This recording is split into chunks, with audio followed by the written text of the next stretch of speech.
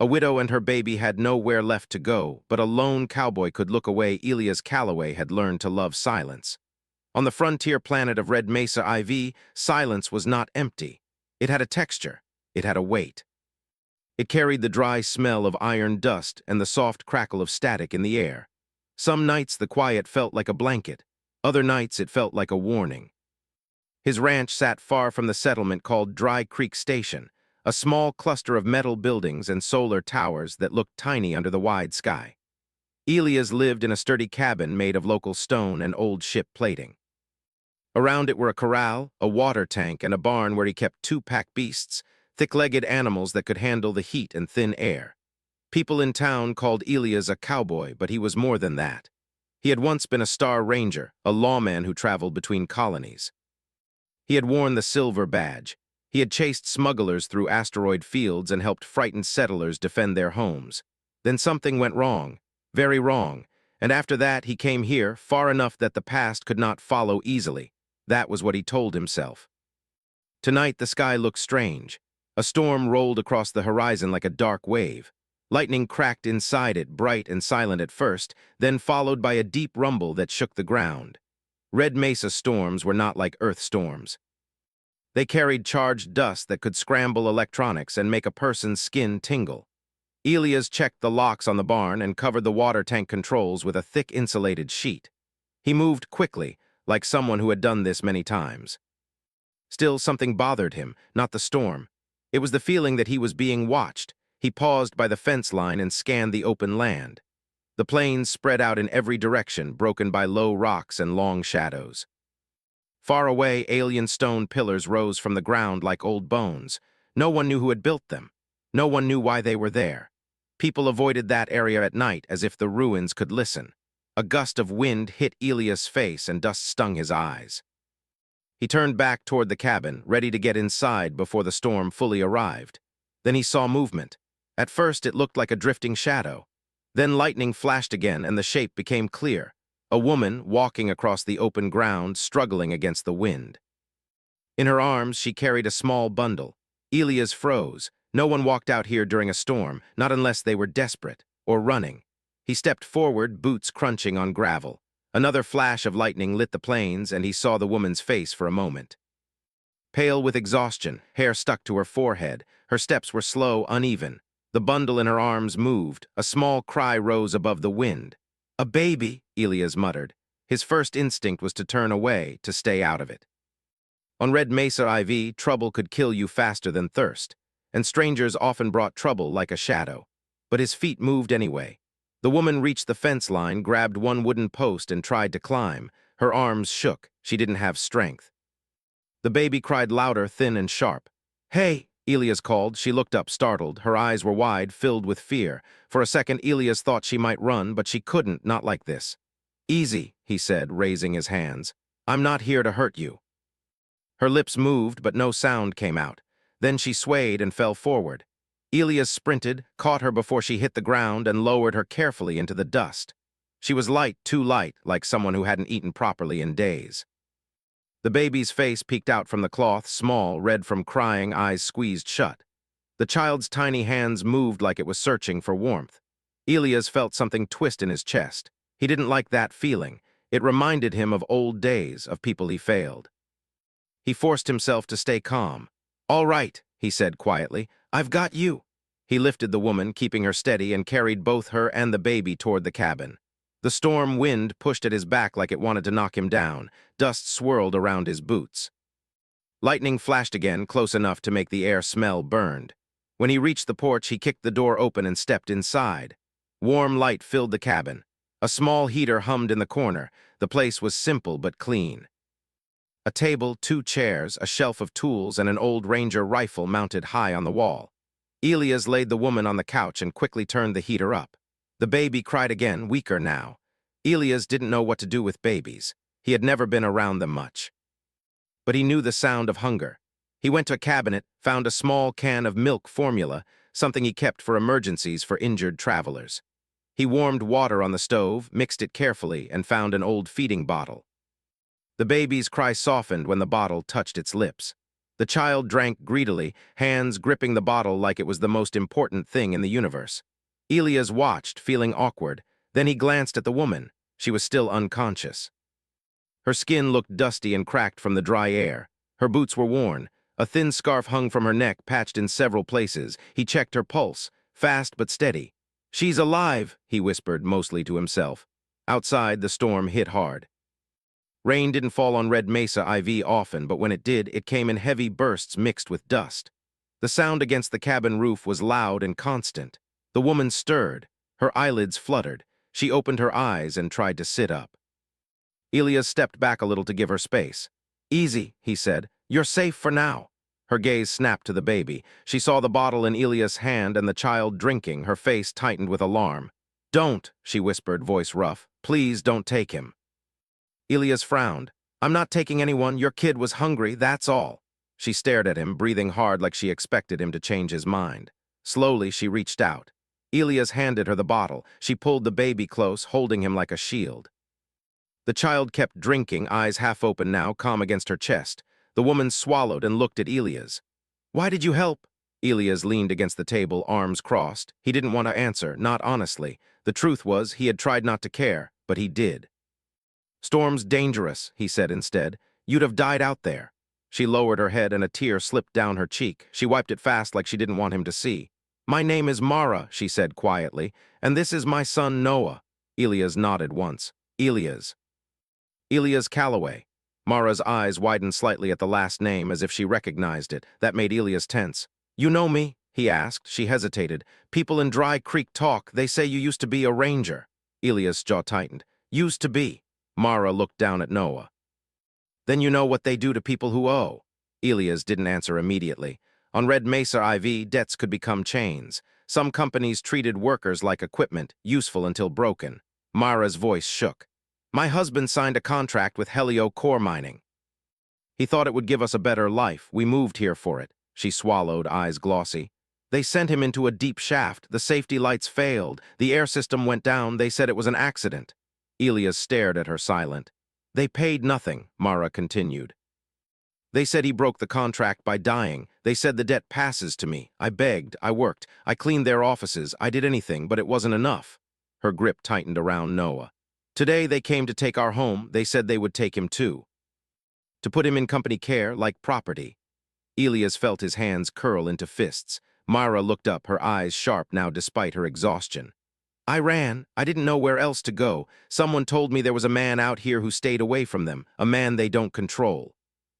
Elias' stomach sank. He didn't like being a plan in someone else's story. He glanced at the window. Lightning flashed again, showing the wide plains for a split second. Nothing out there but darkness and dust. Still, the feeling of being watched returned. Elias walked to a small shelf and picked up an old scanner. He turned it on. The screen flickered, fighting the storm's static. Then a warning icon appeared, faint but clear. Movement detected. Elias turned his head slowly toward Mara. "How long ago did you leave town?" he asked. Mara's lips parted. "A few hours. I tried to lose them." Elias' voice dropped. "Did they see you?" Mara didn't answer, and that was answer enough. The scanner beeped again. Movement closer now. Elias looked at the rifle on the wall. He didn't want to use it. He didn't want to go back to that life, but something inside him, the part that was once a ranger, woke up like an old animal that never truly slept. He took a deep breath. "Listen," he said, calm but firm. "You and Noah can stay here tonight, but we have to be smart. If Helio Core trackers followed you, they'll come looking." Mara's face turned pale. "What do we do?" Elias stared at the storm-dark window, hearing the wind howl like a warning siren. He didn't know how this would end. He only knew one thing. He couldn't look away anymore. And outside, somewhere beyond the fence line, something moved in the dust, slow, patient, and closing in. The storm passed during the night, but the tension it left behind did not fade. Morning light spread slowly across the plains of Red Mesa IV, turning the red dust into gold. The air felt cooler, calmer, but Elias did not relax. He stood near the window of the cabin, holding the scanner in his hand, watching the horizon carefully. The warning signal from the night before had stopped, but that did not mean danger was gone. Behind him, Mara sat at the small table with Noah in her arms. The baby slept peacefully now, unaware of the fear surrounding him. The warmth of the cabin seemed to make him feel safe. Myra looked tired but stronger than the night before. She had washed her face and her eyes were clearer. Still, worry stayed on her face like a shadow. "Did you sleep?" she asked quietly. Elias shrugged. Enough. It was not true. He had barely closed his eyes. Every sound outside had made him alert again. Old habits returned quickly, even after years of trying to forget them. He placed the scanner on the table. "No signals now," he said. "Storm probably blocked them, but once the sky clears fully, they might come." Mara lowered her gaze. "I didn't want to bring trouble here." Elias leaned against the wall. "Trouble doesn't ask permission, it just arrives." She nodded slowly, understanding the meaning behind his words. Outside, the ranch looked peaceful. The animals moved slowly in the corral. The alien grass waved softly in the morning wind. It was hard to believe danger could be close. Elias grabbed his hat and walked toward the door. "Stay inside," he said. "I'm checking the perimeter." Mara hesitated. "Can I help?" He paused, surprised by the question. Most people in her position would hide. But there was determination in her voice. "You need rest," he said. "I've rested enough," she replied gently. "I don't want to feel useless." Elias studied her for a moment, then gave a small nod. "All right, bring the baby, stay close." Outside, the air smelled fresh after the storm. Small pools of water reflected the sky. Elias walked along the fence line, scanning the ground carefully. He stopped suddenly. Footprints, not human, mechanical, small, sharp impressions in the dust spaced evenly. "Drones," he muttered. Mara stepped closer. "They found us." "Maybe just scouting," he said. "But yes, they're looking." Noah made a soft sound, waking slightly. Mara held him tighter. Elias' jaw tightened. Helio Corps did not give up easily. They treated contracts like chains. He followed the tracks for a few meters before they disappeared near a rock formation.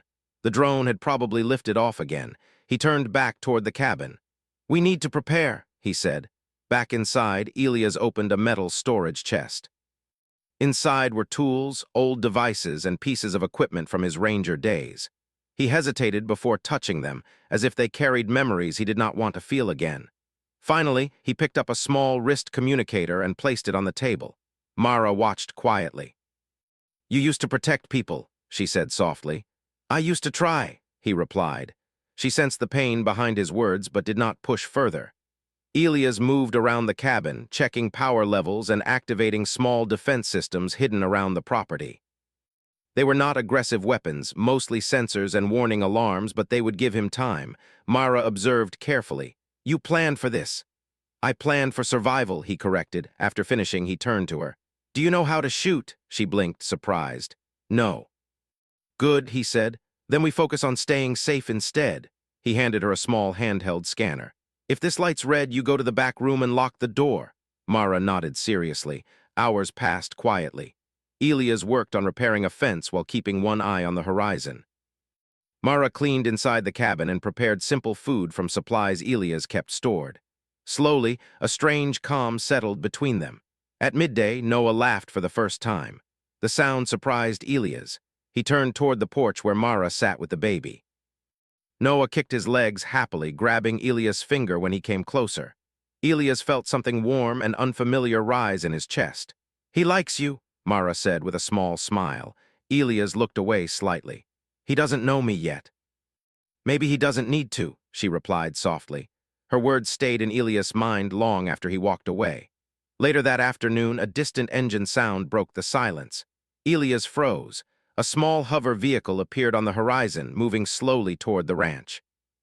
Not a corporate vehicle, too old and worn. He relaxed slightly when he recognized it. The vehicle stopped near the gate and an older man stepped out. His gray beard moved in the wind and his eyes looked sharp despite his age. "Ren," Elias said. The man nodded. "Heard you might need a friend." Ren was a mechanic from Dry Creek Station and one of the few people Elias trusted. He looked at Mara and Noah with curiosity but no judgment. "Helio Corps asking questions in town," Ren said quietly. "They've got trackers searching the outer zones." Mara lowered her head. Elias sighed. "I figured." Ren crossed his arms. "You planning to hide or fight?" Elias didn't answer immediately. He watched Noah, who played with a piece of cloth in Mara's hands. "I don't want to fight," Elias said finally, "but I won't hand them over." Ren nodded slowly. "Then you're already in it." The words felt heavy but true. As evening approached, Elias felt the weight of decision pressing on him. He had spent years avoiding conflict, building a quiet life away from danger. Now danger had come to his door. He stepped outside alone and looked at the twin suns sinking toward the horizon. Memories returned, faces, voices, mistakes he wished he could erase. He closed his eyes. "Not again," he whispered, but when he opened them he saw Mara standing at the doorway, holding Noah. The setting sunlight painted them in warm colors, making the moment feel almost peaceful. For the first time in years, Elias realized something. He wasn't just protecting them. They were slowly changing him too. Behind them the ranch felt less empty, and far away on the horizon a faint dust cloud rose, vehicles moving toward the plains. The storm had ended. But the real trouble was just beginning. The dust cloud on the horizon grew larger as the twin suns lowered toward evening. Elias stood outside the ranch house, his hat pulled low, eyes narrowed against the light. The wind moved slowly across the plains, carrying a faint mechanical hum. He didn't need the scanner to know what was coming. Helio Core had arrived. Behind him, Mara watched from the doorway, holding Noah close to her chest. The baby sensed tension and stayed unusually quiet, his small hands gripping her shirt. Ren leaned against his hover vehicle, arms crossed. "3 vehicles," he said calmly. "Maybe more behind them." Elias nodded slowly. "They're not here to talk." Ren gave a small smile. "Companies never come this far just to talk." Elias turned toward Mara. "Inside," he said gently but firmly. "Back room, like I told you." Mara hesitated. "I don't want to hide." "You're not hiding," Elias replied. "You're staying safe." Their eyes met for a moment. She could see the seriousness in his expression. Finally, she nodded and stepped inside the cabin. Elias took a deep breath. He walked toward the barn and opened a hidden panel behind a stack of crates. Inside were tools and devices from his ranger days, equipment he had promised himself never to use again. He paused before touching them. Old memories rushed back. Missions gone wrong. Faces he could not forget. The feeling of failure that had driven him away from everything. Ren watched quietly. "You don't have to do this alone." Elias gave a small nod. "I know." He picked up a small wrist control and activated the ranch's hidden defense grid. It wasn't built for war, but it could slow vehicles, block signals, and give them time. Soft lights blinked on around the property, almost invisible unless you knew where to look. The dust cloud grew closer. Soon, 3 black vehicles stopped just outside the fence line. Their engines hummed with quiet power. The doors opened and several figures stepped out wearing dark uniforms marked with Helio Core's silver symbol. One man walked forward confidently, tall, clean uniform, sharp eyes, the leader. He stopped a few steps from the fence and raised his voice. "Elias Calloway," he said. "Former Star Ranger, I expected you." Elias stepped forward slowly, calm but alert. "You're far from town," he replied. "We go where our property goes," the man said smoothly. Elias' jaw tightened. "People aren't property." The man smiled slightly. "According to the contract, they are." He tapped a small device on his wrist. A holographic screen appeared, showing legal documents filled with complicated text. "Mara Vance," he continued. "Outstanding debt holder under Helio Core mining agreement. Failure to pay allows recovery of assets, including dependent miner." Inside the cabin, Mara heard every word. Her heart raced. She held Noah tighter, fear pressing against her chest. Outside, Elias' voice stayed calm. "She's not leaving with you." The leader tilted his head. "You think this is personal? It's business. Don't make it harder." Elias took another step forward. "You've said your piece, now leave." The man's smile faded slightly. He turned to one of his guards and nodded. A drone lifted from the vehicle, flying toward the ranch. Immediately, an alarm sounded. The hidden defense grid activated. A pulse of energy forced the drone to stop midair, then pushed it back toward the fence line. The guards shifted, surprised. Ren chuckled quietly. "Nice setup." The leader's eyes sharpened.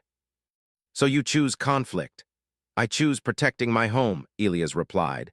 Silence filled the space between them. Finally, the leader spoke again, his tone colder now.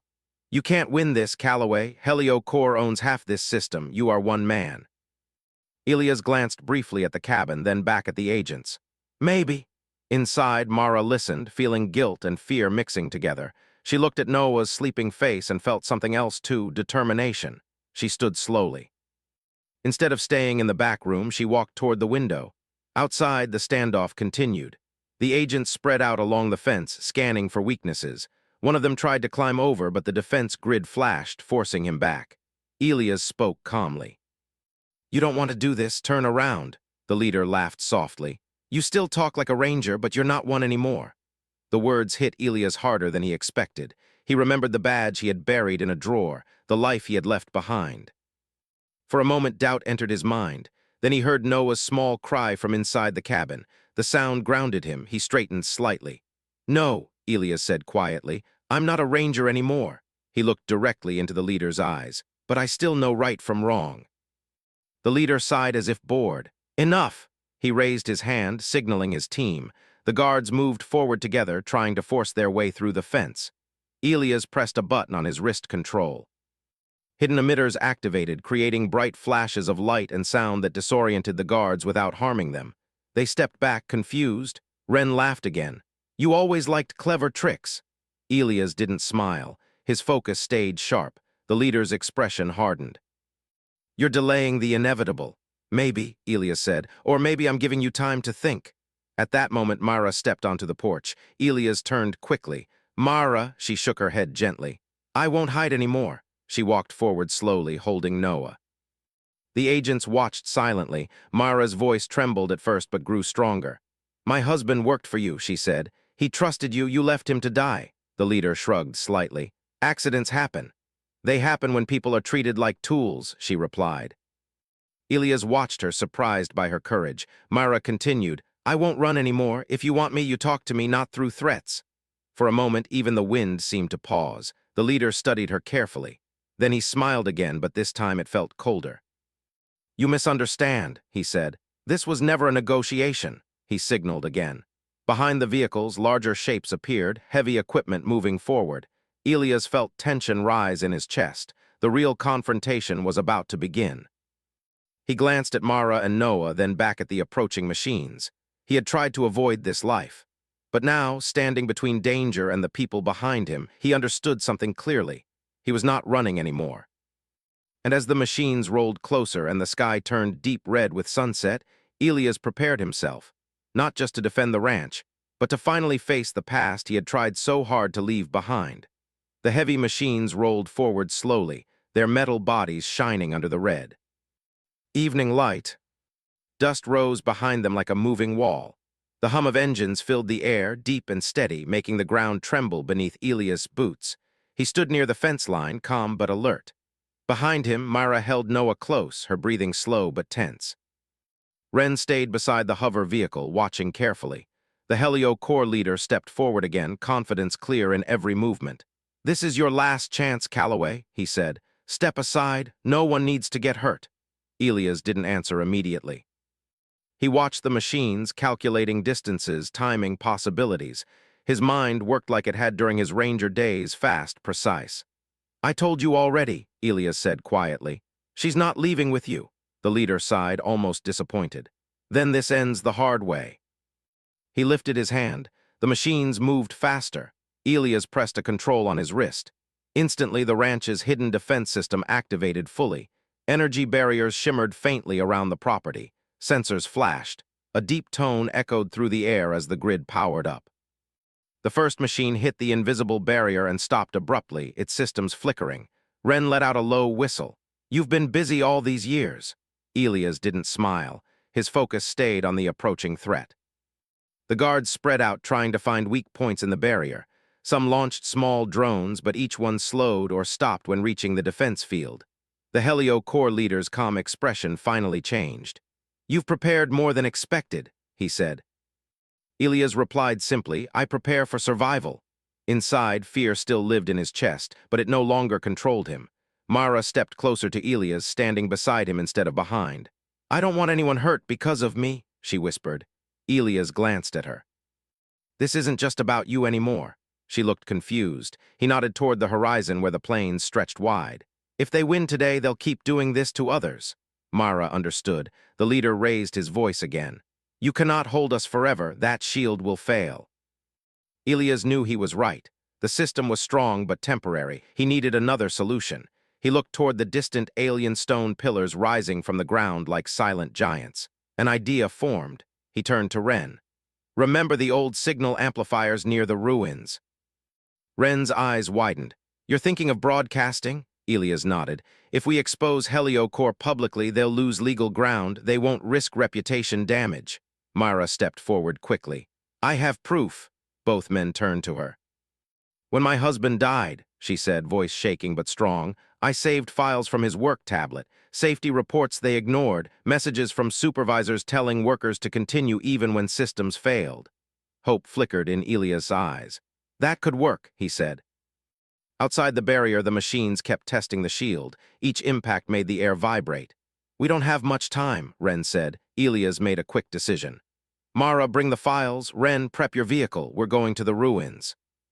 Minutes later, they drove across the plains at high speed, leaving the ranch behind with the defense grid still active. The Heliocore agents watched, surprised, but hesitated to follow immediately. The alien stone pillars rose larger as they approached. The structures were ancient, carved with patterns no one fully understood.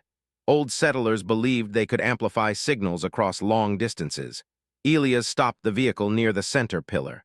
Set up here, he said. Ren connected cables from the vehicle to the old signal node. Sparks flickered, but slowly the ancient system responded. Mara connected her data device with trembling hands. Ready? Elias asked. She nodded. He pressed the transmit command. A beam of light rose into the sky as the signal launched, broadcasting the files to nearby colonies and trade networks. The truth about Heliocore's unsafe practices spread outward like ripples in water. Moments later, incoming signals filled the communicator. News channels. Independent investigators, even government regulators. Heliocore's leader appeared on a holographic channel, anger clear on his face. You made a mistake, he said sharply. No, Elias replied calmly. You did. Behind the leader, his team moved nervously as multiple incoming messages arrived. Orders from higher authorities, legal warnings, corporate pressure. The leader's confident mask began to crack. He looked at Mara, then at Elias. This isn't over, he said quietly. Maybe not, Elias replied. But today you walk away. Silence stretched between them. Finally, the leader turned away and signaled his team. The vehicles retreated slowly, leaving dust trails behind them. The threat was gone, for now. Mara let out a breath she didn't realize she had been holding. Tears filled her eyes, not from fear this time, but relief. Noah laughed suddenly, as if sensing the change in the air. Ren smiled. Looks like the kid knows we won. Elias watched the retreating vehicles until they disappeared beyond the horizon. Only then did his shoulders relax. Back at the ranch, the night felt different. The air seemed lighter. Mara stood outside, holding Noah while the twin moons rose above the plains. You didn't have to do all this, she said softly. Elias leaned against the fence beside her. Maybe I needed to, she looked at him, understanding deeper now. You were running from your past, she said gently.